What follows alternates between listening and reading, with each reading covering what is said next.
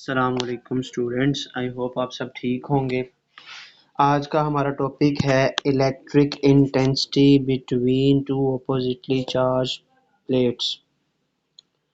मतलब कि हमारे पास दो प्लेट्स हैं जिस पे चार्ज है ऑपोजिट। एक पे हमारे पास प्लस चार्ज और एक पे हमारे पास माइनस चार्ज। और आपको पता है इलेक्ट्रिक फील्ड लाइंस जो हैं वो पॉजिटिव चार्ज से निकल के नेगेटिव की तरफ जाती हैं, विच originates from positive charge and and on negatively charge.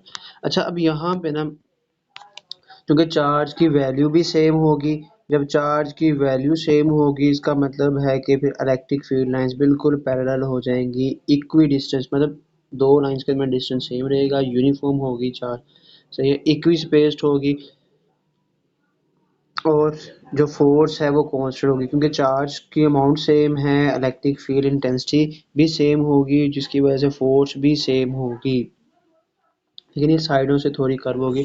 अब हमने क्या करना है, इसके दरमियान इलेक्ट्रिक इंटेंसिटी मालूम करनी है।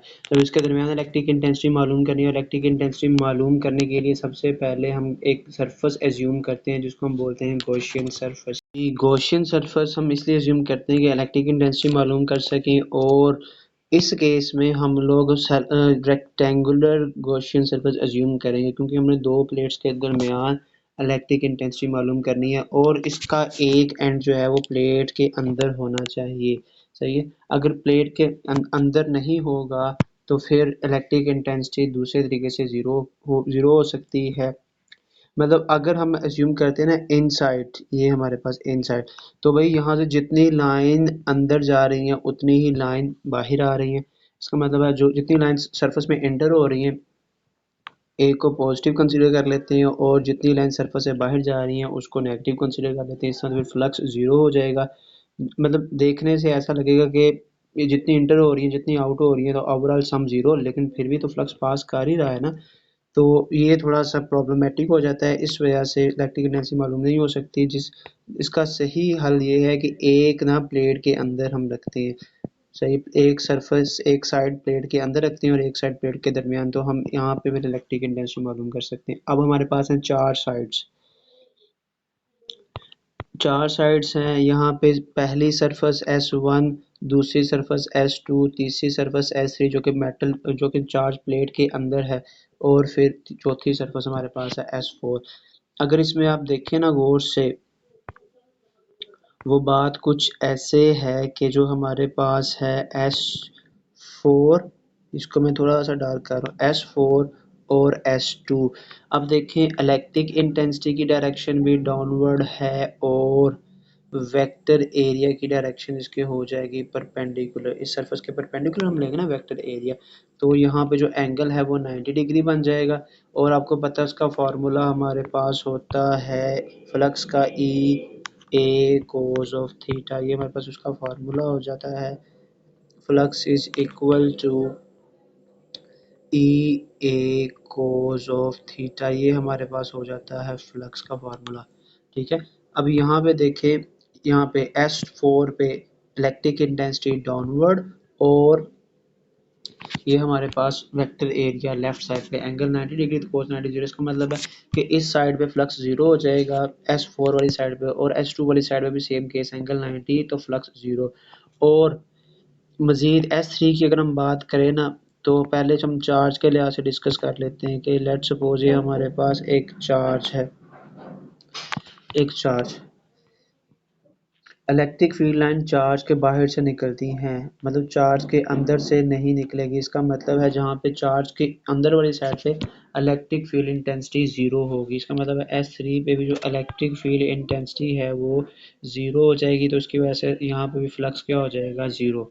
तो सिर्फ और सिर्फ एक साइड रह गई है जहाँ पे फ्लक्स पास कर सकता है, वो हमारे पास है S1।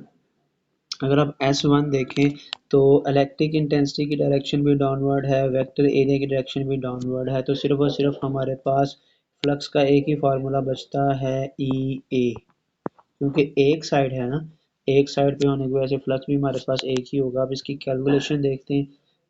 गॉसेस लॉ में हमने यही देखा था, एक शेप के लिहाज से फ्लक्स निकालेंगे, एक गॉसेस लॉ चार्ज के लिहाज से फ्लक्स निकालेंगे, फिर दोनों को कंपेयर कर देंगे। कंपेयर करने के बाद इलेक्ट्रिक इंटेंसिटी मालूम कर लेंगे। हाँ जी, अभी ये हमारे पास एक पूरा पैटर्न आ गया है जो कि हम कैसे इसको सोल्व कर सकते हैं। सबसे पहले ये parallel plate capacitor, positive charge, negative charge, oppositely charge हैं, इलेक्ट्रिक फील्ड इंटेंसिटी यूनिफॉर्म हो जाएगी। अगर चार्ज को दरमियान में रखा जाए टेस्ट चार्ज को, तो वो पॉजिटिव चार्ज से रिपेल होकर नेगेटिव चार्ज की तरफ मूव करना शुरू कर देगा, मतलब लेफ्ट से राइट उसकी मोशन हो जाएगी। लेकिन हम चार्ज नहीं देख रहे, हम यहाँ पे इलेक्ट्रिक इंटेंसिटी देखते हैं। तो ये हमारे पास एक Gaussian surface cylindrical, upper side जो है वो मेटल इन बॉक्स में है। तो तीन साइडों पे तो electric intensity zero S one के अलावा बाकी सारी साइड्स का फ्लक्स जो हो जाएगा वो जीरो हो जाएगा। एंगल 90 और दो का तो एंगल 90 है और एक जो है वो प्लेट के अंदर है।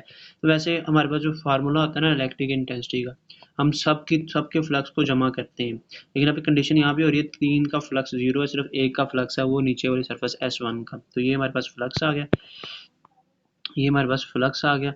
और ये फ्लक्स शेप से आया है और गॉसेस लॉ के ज़रिए जब हम लगाएंगे तो 1/एप्सिलॉन नॉट क्यू आ जाएगा। अब क्यू हमारे पास बेसिकली हम निकालेंगे surface density. As we know कि जो सरफेस चार्ज डेंसिटी होती है ना सिग्मा, वो बराबर होती है चार्ज पर यूनिट एरिया के, चार्ज पर यूनिट एरिया के बराबर होती है। तो यहाँ से चार्ज किसके बराबर आ जाएगा, सिग्मा मल्टीप्लाई बाय ए के। ये हमारे पास टोटल चार्ज आ गया, ये उसका फार्मूला।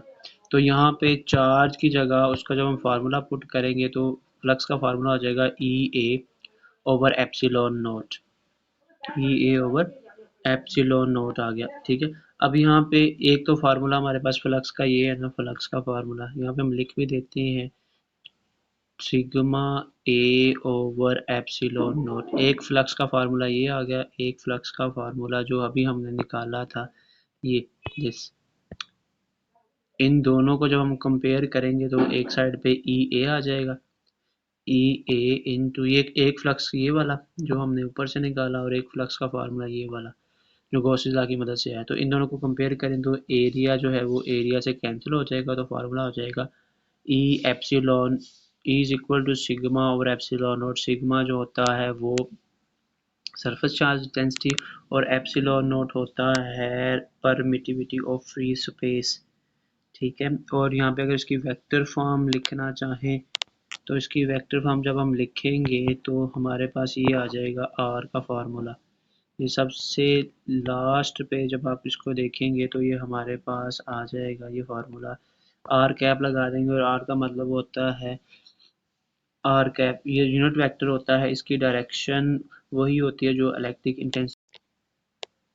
जी आर हमारे पास यूनिट वेक्टर होता है और यूनिट वेक्टर होगा along the direction of electric intensity, जो कि पॉजिटिव से नेगेटिव की तरफ होगी इलेक्ट्रिक इंटेंसिटी।